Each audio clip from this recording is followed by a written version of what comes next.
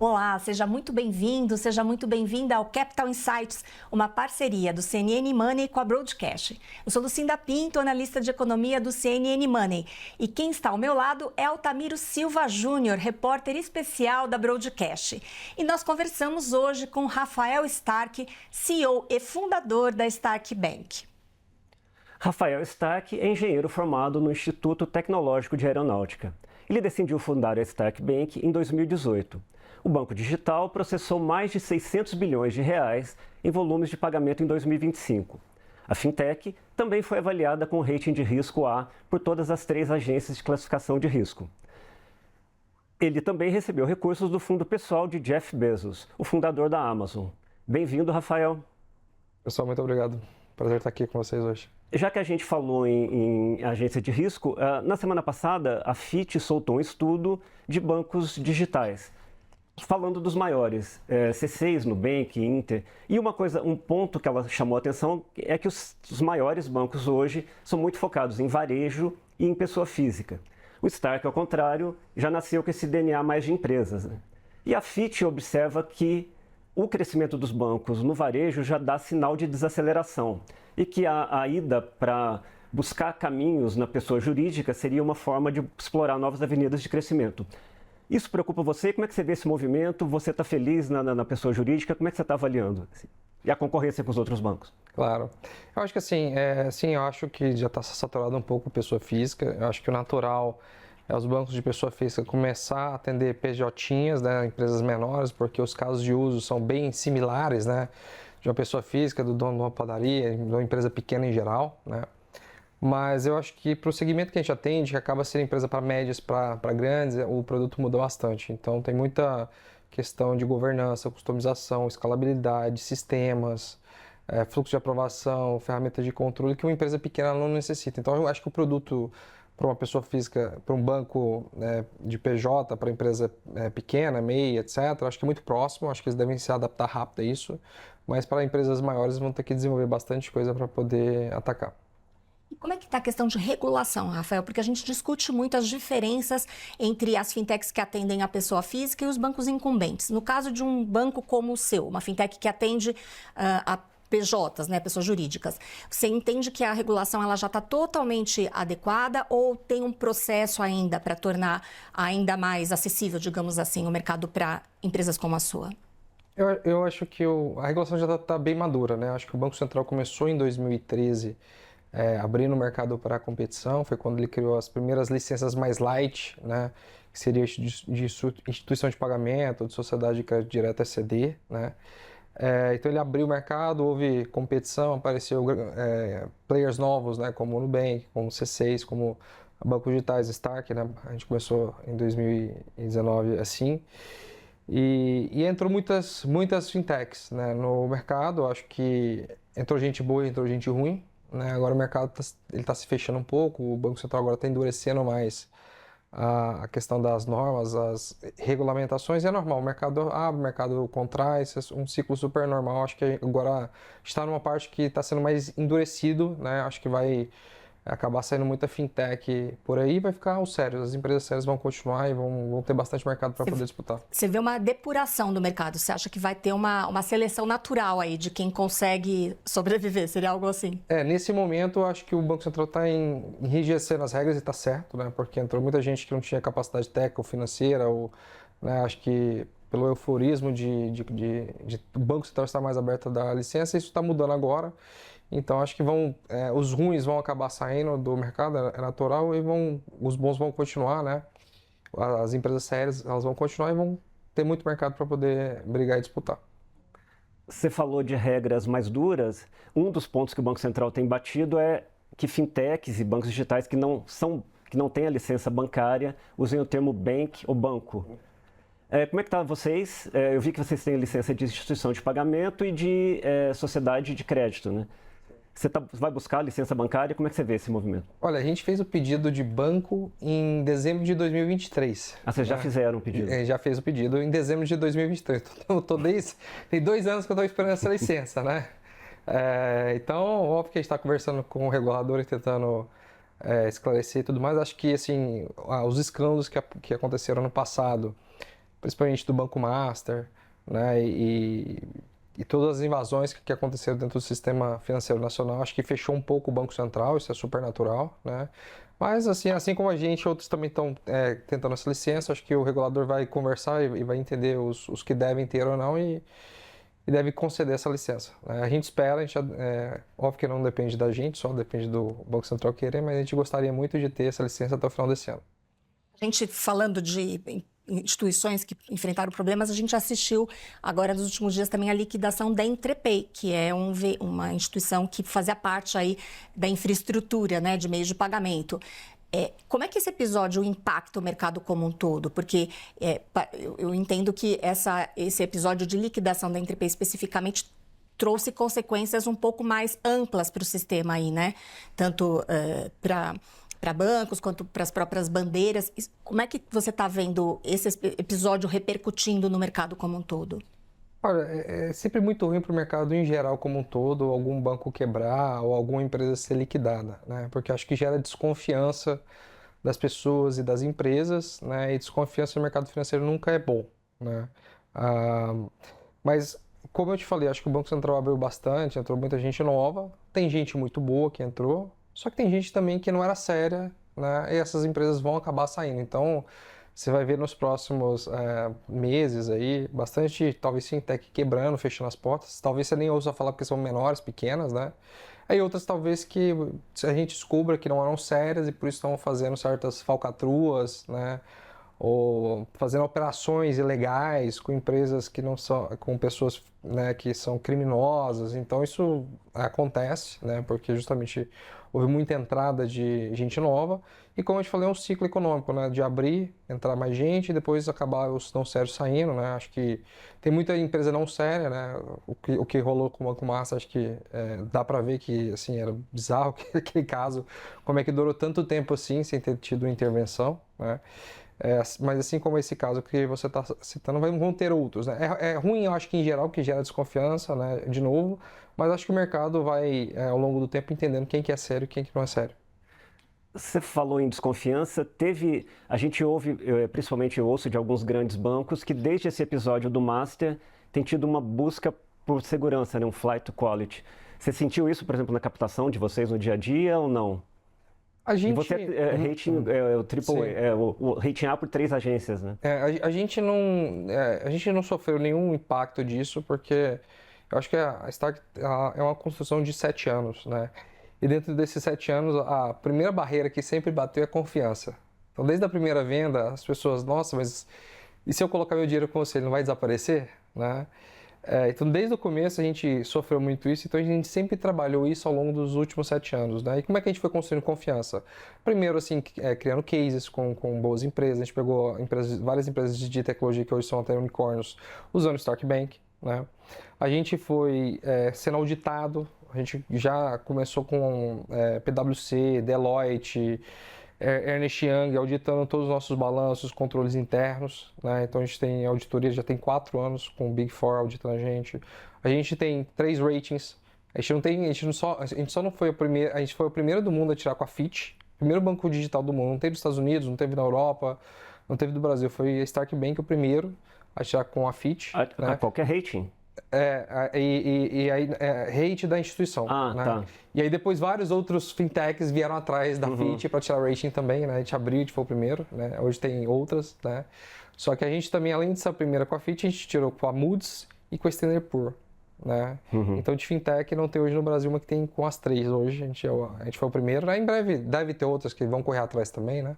A gente gosta de inaugurar. Então tudo, além disso a gente trouxe investidores, além disso a gente dá lucro, além disso a gente tem cases com enterprises, empresas de vários segmentos. Então toda essa construção dos últimos 7 anos acho que ajudou bastante a proteger a gente contra esses eventos de desconfiança. O IPO seria uma possibilidade também? A gente quer. Acho que é bastante. Mas assim, agora não, acho que tem muito tempo ainda. Mas nos Estados Unidos? Óbvio, né?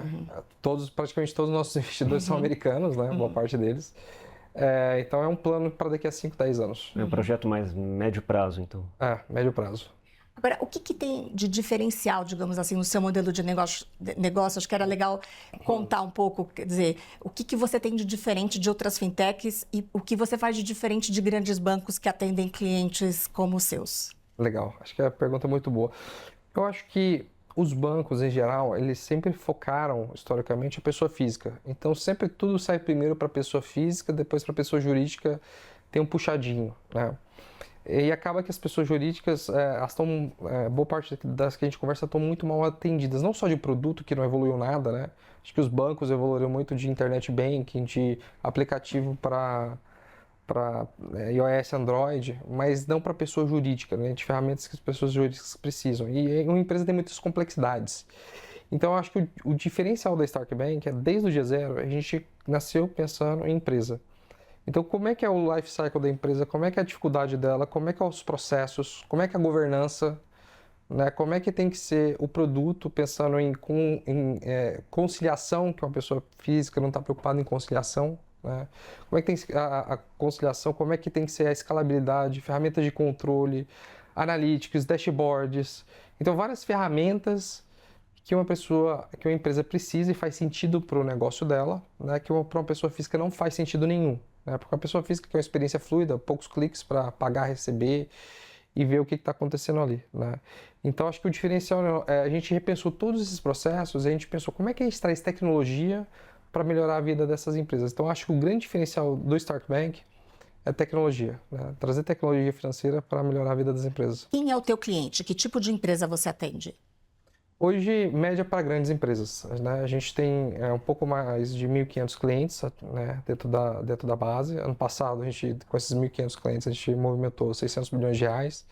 Então, você dividir isso por 1.500 na média, você vai ver que são empresas maiores, né? Setores diferentes? Tem setores diversos. Assim, tem um grupo de empresas de tecnologia, a gente é bem forte em empresas de tecnologia. Temos empresas de cripto, temos enterprises, temos de escola, tem escritório de advocacia, tem um pouquinho diverso, né? A gente está entrando muito forte agora também com escolas, é uma aposta muito forte nossa, né? Com Pix automático. Então, temos um pouco de diverso, e esse ano a nossa perspectiva é processar R$1 trilhão.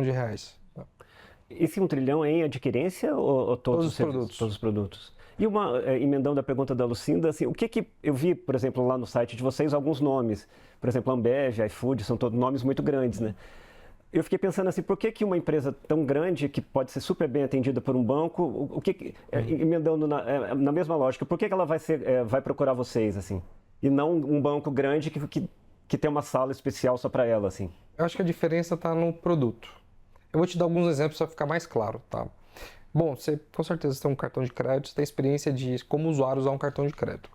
Só que quando você está numa empresa, a realidade muda um pouquinho. Então, numa empresa, quando você dá um cartão para um colaborador fazer uma compra, né, muitas vezes o diretor financeiro não gosta do cartão corporativo, porque ele dá para alguém, daqui a pouco esse cartão está sendo usado para comprar em vários lugares, ele não aprovou aquilo lá e não autorizou, porque dado um número, vai passando para um, para outro, precisa comprar e tudo mais. Ele fala, eu não quero isso, eu quero que vá para o fluxo de contas a pagar, que ele tenha o controle de entender a despesa, aprovar ou não, pagar e decidir pagar ali, né? E ele sai do cartão corporativo. Por quê? Porque o produto dos bancos de cartão corporativo é igual ao de pessoa física. Ele foi pensado para pessoa física, foi desenhar e fez um puxadinho para pessoa jurídica. No Stark Bank, a gente repensou isso do zero. A gente pensou, bom, o diretor financeiro quer ter controle, se ele aprova aquilo lá ou não. Ele quer dar um cartão para alguém e ser usado para uma finalidade específica. Se fugir, não pode, né? Então a gente criou ferramentas de controle de gastos. Então o cartão corporativo você começa criando políticas. Olha, eu vou dar um cartão para você, esse cartão você vai poder gastar R$200 por dia com comida, vai poder gastar 10 mil por mês com viagem, vai poder gastar tantos mil reais com... São mais de 30 categorias diferentes que ele pode ir escolhendo, que ele vai criando a política da empresa, aí ele te dá o cartão. Depois disso, cada cartão virtual, a gente criou um mecanismo de tokenização. O que é isso? Então, se você pegar um cartão virtual e colocar ele no Google para pagar ads, só passa no Google. Se você tentar pegar o mesmo cartão e colocar na Amazon, não passa. Você tem que gerar um outro cartão para colocar na Amazon. Então, para cada cartão virtual, você coloca para um fornecedor diferente. Em cada fornecedor, ainda posso ter controle. Fala, olha, o Google Ads, minha empresa vai gastar esse mês R$100 mil de ads com o Google. Esse é outro cartão que está no Facebook, o Facebook está rendendo mais, eu vou gastar R$300 mil em ads no Facebook. Eu ainda consigo controlar a despesa por fornecedor. E onde você ganha? Onde está o bom retorno nessas operações que você oferece? Você deve ter provavelmente uma estratégia de de precisar fazer preços competitivos para conseguir atrair esse cara. Sim, não, a gente consegue ser bem competitivo, porque como toda a nossa tecnologia proprietária, nosso custo operacional é muito baixo, porque a gente hoje tem 170 funcionários, a gente roda inteiramente dentro de cloud, né? Então, nosso custo para servir a operação é muito barato. Você não tem agência física, não tem, tudo digital. Não tem, é tudo digital. Então, a gente consegue ser competitivo com qualquer banco. A gente não perde por preço para nenhum banco hoje do Brasil. Se a gente quiser ganhar o deal, a gente ganha o deal. Quem é o teu principal concorrente hoje? Cara, eu diria os grandes bancos, né? Acho que todas as empresas que a gente tem trago, assim, ela não vem de uma fintech ou de um banco digital. Ele sai lá do Itaú, sai do Bradesco, sai do Santander, sai do BTG, enfim. Ele vem de algum grande banco. E falando a gente tem tido um ano, acho que desde o ano passado, desde talvez de 2023, 2024, um período muito difícil no crédito para a empresa, né? Muitas RJs, recuperação extrajudicial, reestruturação de dívida. Isso afeta vocês de alguma forma? Como é que você está vendo esse ambiente mais complicado, assim, com juros de 2 dígitos? Eu acho que assim, tem uma frase do Ayrton Senna que eu gosto bastante, né? Na diversidade, alguns desistem enquanto outros batem recordes, né? Eu acho que assim, é fácil ganhar dinheiro quando o mercado está bom. É difícil ganhar dinheiro quando o mercado está ruim, tá? Só que os bons ganham dinheiro nos dois períodos, né? Mas, Ayrton, você não trocava de pneu. O que você está fazendo no momento difícil? Olha, a gente está investindo agora bastante em inteligência artificial. Né? Acho que a gente está vivendo agora a corrida de inteligência artificial. Acho que a galera do mercado financeiro ainda está muito devagar em relação a isso. Mas eu já entrei em inteligência artificial. Só para concluir a pergunta dele, né? Eu acho que, óbvio, juros de 2 dígitos é ruim para o mercado em geral, as empresas aceleram, o crédito fica caro, né? A economia ela dá uma desacelerada em geral, que é justamente para controlar a inflação, né? Acho que esse é o objetivo do Banco Central para definir a taxa de juros. Mas acho que abre muita oportunidade para você trazer eficiência operacional. Vou trazer um caso muito bacana, foi um dos nossos primeiros cases, assim, né, para entender esse processo. A Buser, né, é uma empresa de ônibus, a Uber dos ônibus, né, foi nosso quarto cliente. E eles começaram a usar a gente para automatizar um processo muito simples. E eu vou comparar um pouquinho uma empresa tradicional, como é que ela faria, como é que a Buser fez, para vocês entenderem a diferença tecnológica e de processos, né? Então, uma empresa tradicional de ônibus, ela vende uma passagem, o usuário às vezes perde a passagem do ônibus, ele quer reembolso disso, quer remarcar, então o que ele faz normalmente? Ele vai lá no guichê da companhia, então tem que ter, da rodoviária, tem que ter um ser humano atendendo, ou o cara liga, ou o cara manda um e-mail, então tem que ter pessoas em todos esses canais para receber esses pedidos, entender se faz sentido ou não, depois passar para uma área financeira, fazer uma aprovação desses pedidos para daí ser feito o reembolso. Então, olha o trabalho operacional e quantas pessoas estiveram envolvidas para uma coisa simples que é, cara, o cara perdeu o ônibus, que é um reembolso da passagem. Como é que a Buser resolveu isso? Dentro do app, o cara viu lá a passagem, que ele não ativou essa passagem, então ele pode pedir crédito para reutilizar dentro do app, ou ele pode pedir o reembolso. O cara pede reembolso, a Buser integra com o nosso sistema, pede para a gente mandar essa transferência chega instantâneo na conta do comprador, reembolso feito, acabou. Não teve pessoas envolvidas, não teve nada. Teve alguém usando um app, um pedido, em 1 segundo ou menos, o dinheiro dentro da conta. Quem de nós, assim, se fosse usar um serviço, não preferia uma experiência ou interação que fosse 100% automática, que fosse simples, que não tivesse burocracia? Eu acho que no momento de juro alto, acho que a melhor coisa que as empresas podem fazer é repensar os processos internos, né, e como é que eu melhoro isso para justamente continuar crescendo. Agora, pensando em estratégia de crédito, você se torna um pouco mais rigoroso, digamos, mais seletivo num momento como esse? Sim, eu percebo sim que os bancos estão segurando bastante crédito. Eu tenho conversado com os outros banqueiros, eles perderam bastante grana recente, né, e deram uma segurada lá na área de crédito. No nosso caso, a gente não é uma empresa que é forte ou famosa em crédito. O crédito não é nosso core, né? Acho que o nosso core ajudar as empresas a fazer os recebimentos, pagamentos. A gente tem, óbvio, produtos de crédito como cartão de crédito, até crédito em conta também, né? Mas não é o nosso forte. Mas assim, a gente sempre foi historicamente muito conservador em crédito. Então a gente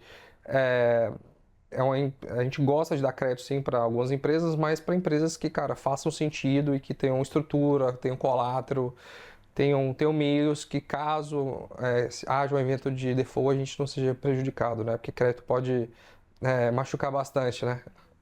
Default acho que pode machucar bastante. Tá certo, a gente vai continuar falando de cenário econômico, de inovação e inteligência artificial, mas primeiro a gente vai fazer uma pausa rápida. E daqui a pouquinho o Capital Insights retorna. Espera a gente.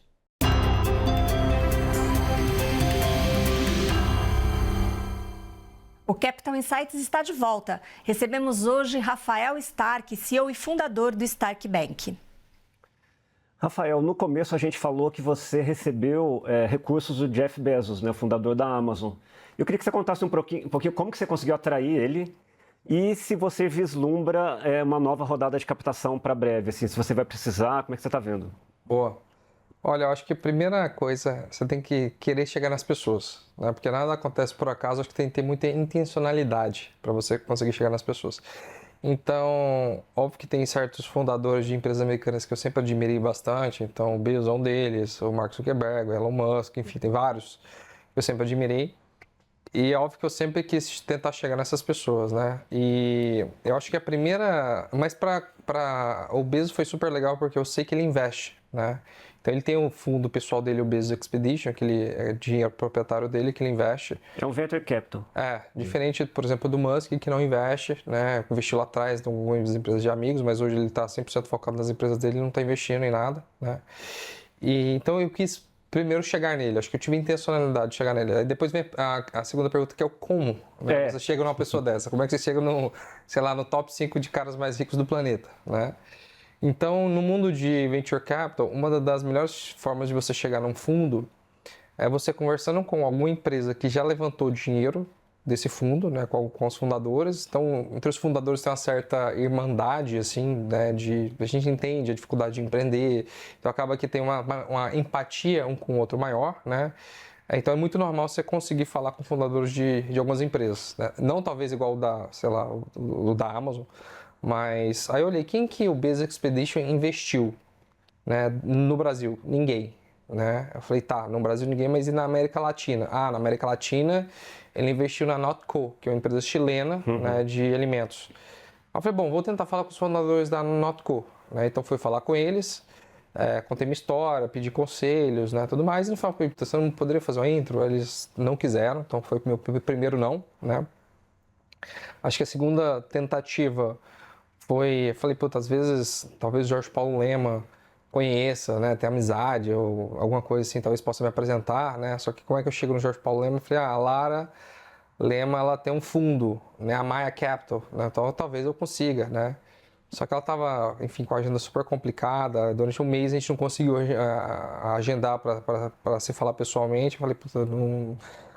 acho que esse caminho tá complicado demais, deixa eu tentar um terceiro. Aí, quando eu levantei o Series A, né, que foi final de 2021, a gente levantou 3 milhões de dólares. Né? 3 anos depois, então, da fundação, né? 4? Eu levantei com o Locke Groom, né? E ele é um cara de tecnologia, ele era employee de Stripe, então ele conhecia muita gente dentro do Vale do Silício, né?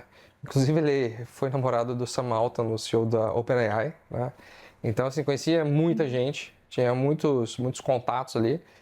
E eu falei, cara, ele falou, eu adoraria que você conseguisse trazer, além de você como fundo, né, essas pessoas na física, né? Eu criei a Dream List lá. Se eu soubesse na época que ele namorava o Sam Altman, eu tinha pedido o Sam Altman também, infelizmente. Né? Só fui descobrir depois que eles terminaram, né? Mas aí ficou ruim para pedir uma introdução, né? Mas se eu soubesse, tinha trago também o seu da OpenAI. Mas eu pedi vários ali e pedi o vida de repórter, né? Parece, fica investigando e batendo de porta em porta. E aí ele foi uma bola na trave, que o Bezos Expedition ficou sabendo de mim, mas acabou não conseguindo entrar. Aí aqui deu certo, foi a quarta tentativa, que foi um fundo que entrou junto, acompanhando o Locke, né? E esse fundo, um dos partners do fundo era amigo pessoal do Bezos, né? Aí quando rolou o Series B, ele queria mais espaço, eu falei, ó, eu te dou mais espaço, você que você é amigo da física do cara, você trouxe o cara. Aí ele me conseguiu a intra com o fundo, eu conversei com o fundo, né? O Bezos Expedition, eles gostaram, só que quem toma a decisão é o próprio Jeff Bezos. Então eles montaram um memorando de investimento, mandaram pro Bezos, né? Até brinco que o Bezos fez o sinal do imperador romano, né? Aí ele fez assim. E eu recebi um e-mail que ele ia investir e tal, fiquei muito feliz, né? E a pressão muda muito por resultado quando você tem um investidor desse porte? Cara, eu acho que eles entendem longo prazo. Não tem ninguém que construiu nada gigante pensando em curto prazo. Então, acho que os nossos investidores apoiam bastante a gente, né? Eles entendem as dificuldades do mercado brasileiro, de empreender, etc. E todo ano a gente vem crescendo. Se você for olhar o volume transacionado, né, de 2014 foi 280, para 2025, 600 bilhões de reais, e para 2026, que estão projetando 1 trilhão de reais, todo ano a gente está crescendo, né? Então, os investidores gostam, né, quando você cresce todo ano. Lógico. E você, eu perguntei, você vislumbra já uma próxima rodada de captação? Seria o que, a série C? Seria uma série C. Olha, por hora não, porque a gente está muito bem capitalizado, né? A gente tem bastante caixa, né? E a gente gera também bastante lucro. Então, por hora, a gente tem bastante dinheiro para poder injetar na operação. Não faz sentido a nova captação, porque ficaria dinheiro parado, além de diluir todo o nosso cap table, né? Agora, a gente estava falando agora há pouco sobre automação, sobre o quanto um banco digital como o seu se torna mais eficiente, mais competitivo nesse mundo em que as empresas estão buscando também mais eficiência. Só que você tem o outro lado da moeda, que é a segurança. E a gente tem visto o número de ataques, né, de casos relevantes, como chamou o Banco Central, crescer bastante. Como é que está esse desafio tanto no Starbank quanto no mercado como um todo? Ano passado a gente viu bastante ataque, né, dentro do mercado financeiro, que é uma coisa bem ruim, né? Teve, acho que, 2 grandes ataques, a CIM e a Sinqia, que são 2 empresas de software que fornecem serviço financeiro para bancos médios, pequenos, né? Elas sofreram, infelizmente, um ataque ali, acabou prejudicando alguns bancos, né? E tem também, óbvio, que ataque a bancos. A coisa que mais acontece diariamente é a gente tentando hackear banco, porque banco todo dia está inovando, está subindo um sistema novo e tem gente, assim como tem gente trabalhando para gerar valor para a sociedade, tem infelizmente criminosos também trabalhando ali pensando como é que arranca dinheiro. É diretamente proporcional, né? Não tem jeito. Os dois lados tem bastante gente muito boa pensando, né? Um como atacar, outro como se defender, né? Então, eu acho que as instituições, assim, elas precisam, principalmente as novas entrantes, precisam pensar bastante em governança, né? Áreas de cibersegurança. Eu conversei com algumas pessoas que foram invadidas, o cara não tinha área de cibersegurança. Então, o Banco Central lançou uma norma para PST, que são essas empresas que atendem bancos, que pedem o básico ali, né? Ter certificado de segurança, ter pentest, ter sistema de varredura, ter questão de governança, né? Porque se você for olhar os ataques, é uma coisa que assusta. Como é que a credencial de um funcionário terceirizado permite você movimentar a conta de 10 bancos diferentes, né? Então, a hora que você vê o que aconteceu, me parece muito coisas que internamente, né? A fraude interna ali que aconteceu, alguns funcionários foram corrompidos, mas uma completa falta de governança básica. Né? São coisas básicas que foram infringidas, que permitiram, né, assim, roubo de bilhões de reais. A gente teve recentemente um ataque à infraestrutura de PIX do BTG e eles conseguiram detectar a tempo, deu tudo certo, mas a gente viu um ataque ali ali na infraestrutura, né, entre Banco Central e o banco. Quando acontece um episódio desses, que foi a reação foi bem sucedida, né? Eles conseguiram evitar efetivamente ou reaviram os recursos que tinham sido roubados e tal. Quando acontece um episódio como esse, todo mundo volta para dentro de casa para ver se está tudo certo? Como é que acontece, assim? Acho que deveria, né? Acho que a primeira coisa é... Eu digo, vocês mesmos, assim, sim, acontece um episódio desse, vai ver se o seu tá certinho? Sim, não, a gente sempre olha, a gente sempre reolha, repensa, né? A primeira coisa que, às vezes, é fácil de ter informação, às vezes é muito difícil, né? Por que aconteceu? né? O caso do BTG, assim, não ficou muito claro, mas o da Sync e o da o da CM, perdão, ficou. Então a gente sempre olha, cara, isso aconteceria aqui ou não, né? Ou, cara, vamos rever as políticas de governança, vamos rever os processos, os fluxos, vamos garantir redundâncias, né? Se acontecer uma falha aqui, como é que a gente se protege, né, disso? Então, eu acho que tudo que acontece de ruim, pelo menos as boas empresas deveriam sim repensar internamente, né, e não pensar que não vai acontecer e você não olhar e eventualmente acontecer, né? Como você também. Eu vi um estudo que me chamou muita atenção recente da Distrito e eles apontavam vocês como potencial unicórnio, que são empresas que são avaliadas em mais de $1 bilhão, certo? Eu queria saber quão perto está isso ou quão longe está isso. A gente ainda não fez um round recente para precificar Stark, então eu não sei te falar um valor de mercado, se a gente está abaixo, se está acima, se bateu ou se não, né? Então acho que você precisa de fazer um round para você precificar. O último foi o do Bezos. O último foi do Bezos em 22. E vocês não divulgaram na época o valuation? A gente divulgou 250 milhões de dólares, né? Que dava 1 bi ponto alguma coisa, né? Cresceu bastante de lá para cá, né? Mas assim, eu acho que a gente não está muito preocupado com o título, a gente está preocupado em construir uma empresa que gere diferença, né, e seja relevante. Então, eu acho que eu estou muito mais empolgado em bater R$1 trilhão e depois anunciar que batemos 2, 3, 5, 10, do que necessariamente um título que um terceiro vai me dar porque vai avaliar nisso, né? Acho que nesse momento um round não faz sentido, né? Eu não faria um round só para precificar, para poder anunciar isso ao mercado. E depois pode voltar nessas avaliações, sobem, depois descem também, né? Bom, tem alguns unicórnios brasileiros que já não são mais unicórnios. Né, que eu fiquei sabendo, né, por outras fontes que fizeram rounds depois que abaixaram de 1 bi. Então, acho que tem uma certa euforia, né, de você criar uma empresa assim, etc. Mas acho que o mais importante é que é uma empresa que faça sentido social, que cresça, que contribua na sociedade e gere valor para as pessoas ou para as empresas. Para este momento, este ambiente agora de instabilidade geopolítica, taxa de juros altas, a taxa de juro alta, muita cautela por parte dos investidores globalmente, isso atrapalharia um novo round? É um bom momento para captar recursos?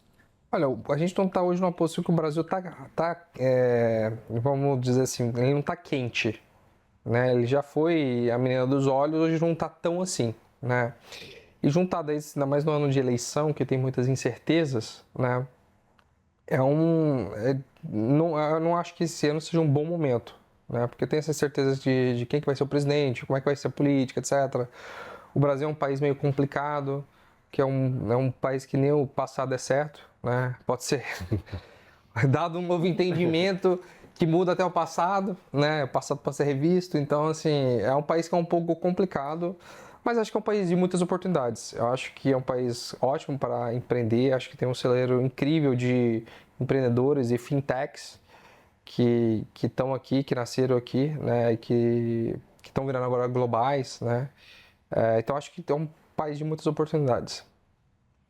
Você acabou de falar de fintechs globais e a Lucinda te perguntou de IPO, que você falou que é um plano médio prazo, assim, 5 anos, um pouco mais que isso. E eu queria te perguntar um pouco isso a gente tem Nubank indo para os Estados Unidos, foi um pouco para a América Latina, tem Banco Inter indo para os Estados Unidos, lá fora você tem o Revolut se expandindo também, pedindo licença bancária nos Estados Unidos. Você tem planos disso no futuro? Tem, total. E a América Latina ou mais? Não, América Latina não. A gente está pedindo licença num outro país, né? Já está, inclusive, nesse processo? Já está bem avançado. Eu não posso ainda dar detalhes porque a gente não aciona o mercado, mas está bem avançado. A gente está olhando assim... Então o plano já começou, na verdade? O plano de internacionalização já começou? Assim, está agora nos finalmente, depois de 1 ano e meio de muito planejamento. Vai sair antes essa licença do que do Banco Central aqui, será? Olha, eu não sei te falar, né? Eu estou pensando para 2027, né? O Stark Bank fora, né? Mas adoraria que a do brasileiro saísse antes, né? Se pudesse sair amanhã, acharia incrível. Fica a dica Banco Central. Fica a dica aí, Banco Central. Agora a gente estava falando de inteligência artificial, do quanto meio que central, né, no modelo de negócio de vocês.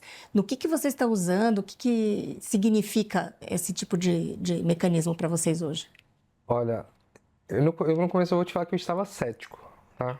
Em relação a isso, e uso, o tanto que é realmente inteligente, etc. Porque acho que as pessoas conhecem muito o ChatGPT, né? Muita gente já interagiu, conhece, então o ChatGPT às vezes dá umas respostas meio não tão inteligentes assim, né?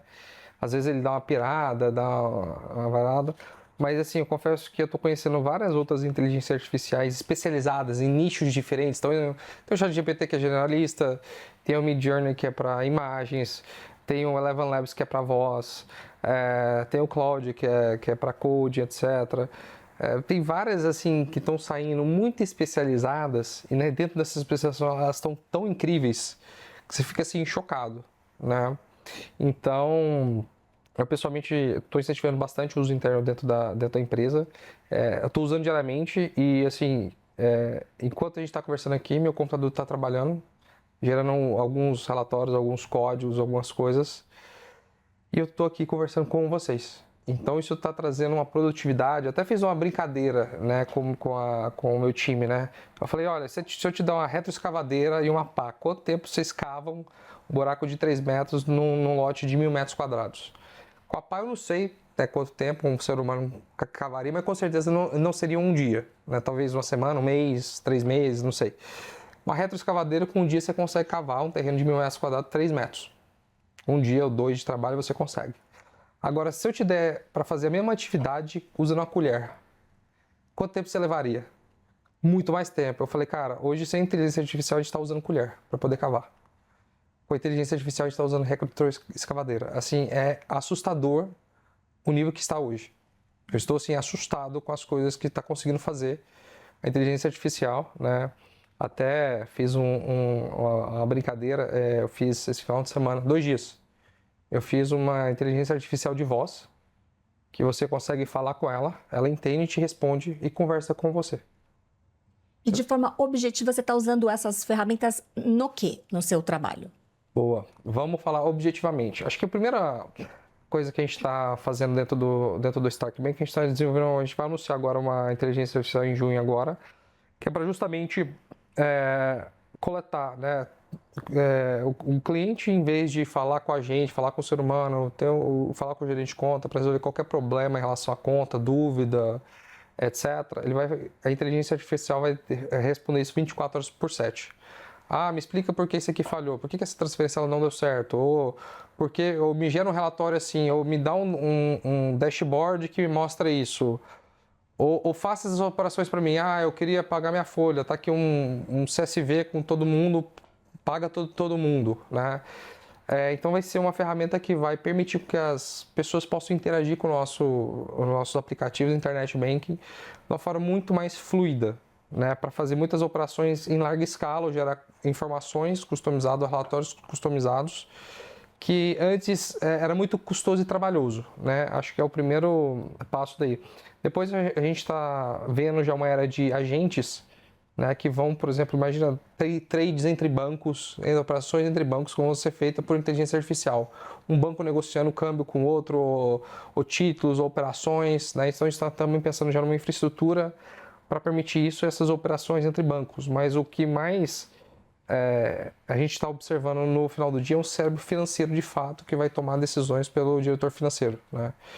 Já olhar o saldo, aplicar, resgatar ali, fazer um câmbio, fazer um pagamento, fazer uma aprovação. Então ele é um cérebro que pensa, né, e substitui várias pessoas que estão nessa cadeia de uma maneira muito mais eficaz, né?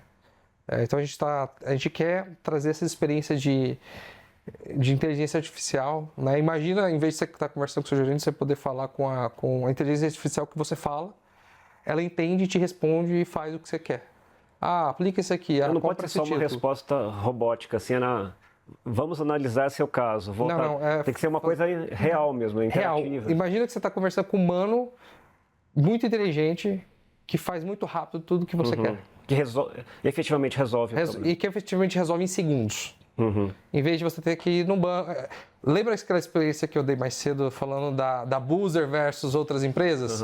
Então, outras empresas, outros bancos, você vai lá, abre um ticket, fala com o gerente, espera eles verem resposta interna para 1, 2 dias te trazer uma resposta. Stark Bank com a inteligência artificial que a gente vai anunciar agora em junho. Cara, você vai, assim como a Buzer fazia os reembolsos lá em segundos, cara, tudo que você quer em segundos. Bom, infelizmente, nossa conversa está chegando ao final. A gente tinha muita coisa ainda para perguntar, mas a gente precisa encerrar. Então, eu vou te perguntar a última coisa para você responder brevemente. Você está empreendendo no Brasil, num país onde você disse que nem o passado é incerto, não é isso? O passado é incerto. Ou melhor, até o passado é incerto. Um cenário macroeconômico constantemente desafiador e vivemos especialmente um desafio aí geopolítico. A gente não sabe o quanto isso vai se estender, os impactos que ainda estão por vir. Diante disso tudo, qual é o principal risco do Stark Bank hoje? Risco você fala em qual sentido? O que pode dar errado? Olha, acho que o que pode dar errado é outras pessoas ou empresas fazerem o que a gente tem que fazer melhor e mais rápido que a gente.